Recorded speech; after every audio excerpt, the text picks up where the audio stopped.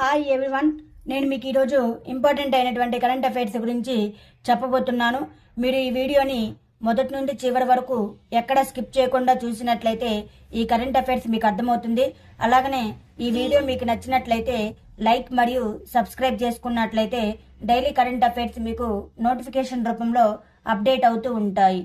2024 Khelo India youth గేమ్స్లో మొదటిసారిగా ఏ క్రీడ పరిచయం చేయబడుతుంది? స్క్వాష్. ఇటీవల అంతర్జాతీయ క్రికెట్కు రిటైర్మెంట్ ప్రకటించిన డీన్ ఎల్గర్ ఏ జట్టు మాజీ కెప్టెన్? దక్షిణాఫ్రికా. వీర్ బల్ దివస్ ఏ సిక్కు గురువు యొక్క నలుగురు కుమారుల బలిదానం జ్ఞాపకార్థం ప్రతి సంవత్సరం డిసెంబర్ 26న జరుపుకుంటారు?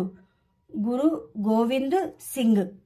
ఇటీవల ఏ విమానాశ్రయానికి పేరు మార్చనున్నారు? అయోధ్య విమానాశ్రయం. వచ్చే 5 సంవత్సరాల్లో వర్షాల్లో 50 ఉపగ్రహ లాంఛనాలు ఏమిటి? భూ కుఫియా జానకారి ఒక కరణ. భారతదేశం యొక్క పెట్రో రాజధానిగా ఇటీవల ఏ రాష్ట్రం ఉద్భవించింది? గుజరాత్. ఏ దేశం ఇటీవల 8 మంది మాజీ సైనికుల మరణశిక్షను నిలిపివేసింది? ఖతార్.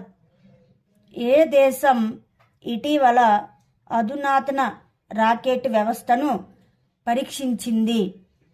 పాకిస్తాన్. మూన్ ల్యాండర్ను మోసుకెళ్లే H-2A రాకెట్ను ఇటీవల ఏ దేశం విజయవంతంగా ప్రయోగించింది? జపాన్. ప్రజాపాలన్ కార్యక్రమాన్ని ఏ రాష్ట్ర ప్రభుత్వం ప్రారంభించింది? Telangana. Central industrial security force మొదటి మహిళా డైరెక్టర్ జనరల్గా ఎవరు నియమితులయ్యారు? Nina Singh. Indian railway conference association railway స్టేషన్కి అయోధ్య జంక్షన్గా పేరు మార్చింది? అయోధ్య ధామ్. కర్బీ యూత్ ఫెస్టివల్ 2024 ఏ రాష్ట్రంలో నిర్వహించబడుతుంది? అస్సాం. పవర్ గ్రిడ్ విశ్రమ్ సదన్ను విద్యుత్ శాఖ మంత్రి ఆర్కే సింగ్ ఏ నగరంలో ప్రారంభించారు? Bengaluru. Man of the year 2023 అవార్డుతో ఎవరు సత్కరించబడ్డారు? Hemant K Srinivasulu. FIDE world rapid chess championship 2023ని ఎవరు గెలుచుకున్నారు? Magnus Carlsen.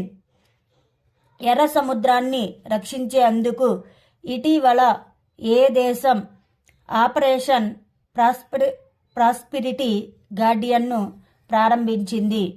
USA.